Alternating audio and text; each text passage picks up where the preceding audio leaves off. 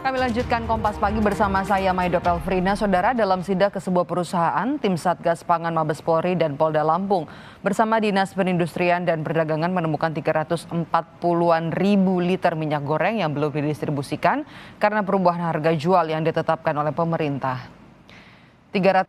Saudara, polisi menetapkan 2 orang sebagai tersangka kasus penjualan minyak goreng palsu di Kudus. Dari hasil pemeriksaan, Kepolisian Resor Serang Kota Selasa malam menggerebek sebuah rumah di kawasan perumahan Walantaka, Kota Serang, Banten, tempat penampungan minyak goreng. Di lokasi, polisi dan Satgas Pangan menemukan 9.000 liter lebih minyak goreng dari berbagai merek. Masih seputar minyak goreng, saudara, salah satu pasar swalayan di Jember, Jawa Timur memberlakukan aturan pembeli minyak goreng wajib mencelupkan jarinya ke tinta layaknya usai mencoblos di TPS. Sementara itu, Menteri Perdagangan Muhammad Lutfi meminta Polri untuk segera menangkap spekulan yang melawan hukum, termasuk penimbun minyak goreng, di tengah upaya pemerintah melancarkan proses distribusi. Selepas jeda di Kompas Pagi, saudara, kami kembali dengan informasi polisi bergerak cepat dan menangkap 3 pelaku pengeroyokan Ketua KNPI Haris Pertama. Saudara, Ketua KNPI Haris Pertama diserang oleh orang tak dikenal di sebuah restoran di kawasan Jakarta Pusat Senin kemarin. Haris mengalami luka cukup parah di bagian kepala. Saudara, Gubernur Jawa Barat Ridwan Kamil angkat bicara soal kasus Nur Hayati, bendahara desa Citemu yang dijadikan tersangka selesai melaporkan kasus korupsi. RK menyebut kasus yang dialami Nur Hayati, maksud kami, dapat memicu masyarakat untuk takut melaporkan praktik korupsi. Keinformasi lain, saudara, buruh mengapresiasi instruksi Presiden soal aturan pencairan JHT yang harus disederhanakan. Presiden KSPI Said Iqbal menyebut revisi terhadap Permenaker nomor 2 tahun 2022 sama artinya dengan mencabut aturan itu.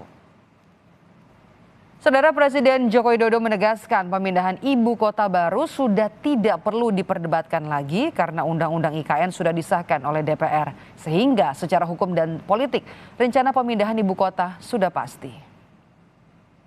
Presiden Joko Widodo meresmikan Nasdem Tower yang merupakan kantor DPP Partai Nasdem Selasa pagi.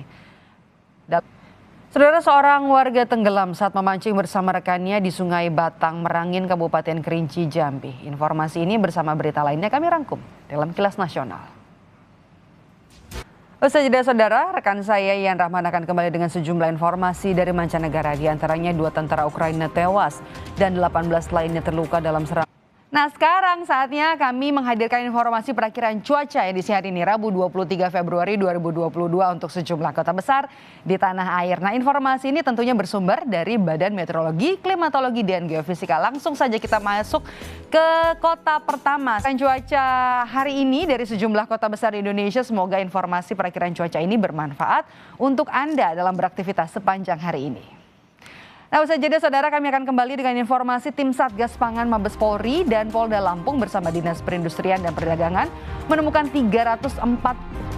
Kembali bersama saya Maido Pelfrina di Kompas Pagi, saudara. Polisi menetapkan 2 orang sebagai tersangka kasus penjualan minyak goreng palsu di Kudus.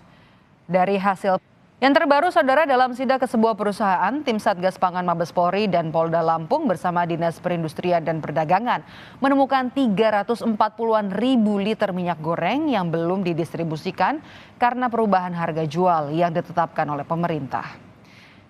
Saudara, Dirjen Perdagangan Dalam Negeri, Kementerian Perdagangan meminta polisi tidak menyegel minyak goreng yang ditimbun oleh beberapa pihak.